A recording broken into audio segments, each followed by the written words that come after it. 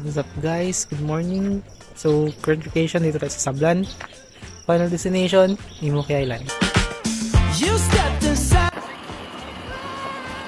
Matapos ang mahaba pero masayang biyahe, sa wakas, nakarating din kami. Welcome to Imuki Island! Mga ka-boys, tara na! Mga ka-voice, let us give you a quick tour.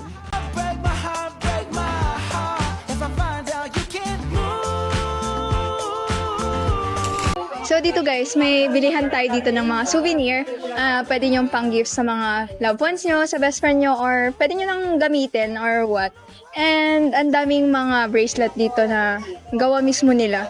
So like parang yung mga materials na gamit nila is galing din sa island. Ang daming klaseng bag ang andito guys. Hindi lang mga literal na gamit, may mga mini food stalls din yung andito. Like ito, pwedeng pang pasalubong din yung mga ganito. And guys, if wala kayong swimsuit, especially sa girls, available dito. Yes, perfect talaga. Prepare na prepare ang Imuki Island. Hi guys!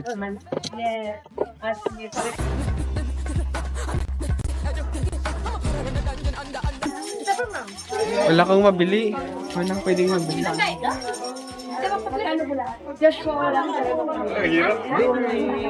Bagay basta ka.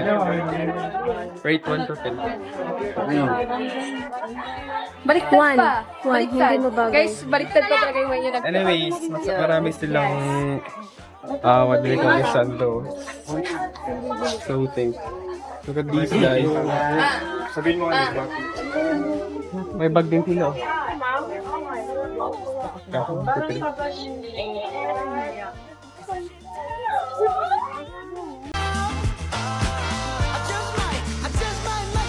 Hello there!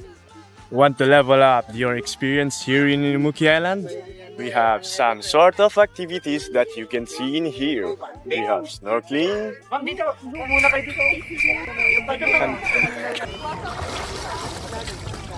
Hi guys! Nandito tayo sa... Anong tawag dito? Imuki Island. Ha? Hindi ko din alam. Yung mangrove, yung... Mangroves. Yung mangroves, yung...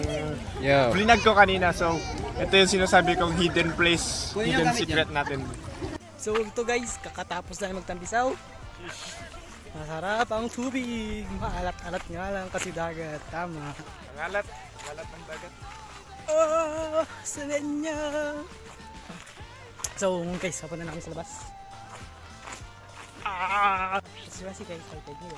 So, kita nyo naman, high tide dito. Oh. Sakto may nagkakayaking dun. And, ano, and pwede maging activities nyo dito.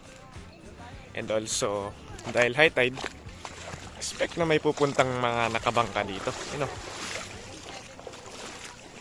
Diba?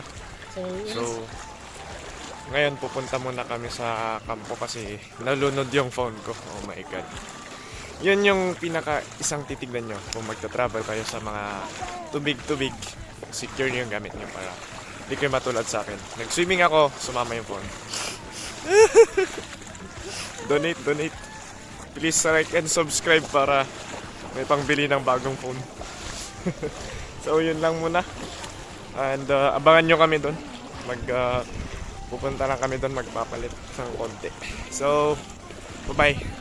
Anong nangyari? Guys, so simple lang naman yung nangyari dahil sa kamalasan ng buhay. Uy, ang ganda na yung motor ko! Shock na lang kung nag-drive. Ay! Natigan di camera. Shock na kung nag-drive. Ano po, so for today's vlog, we lost gas. Like gas, as in gasoline.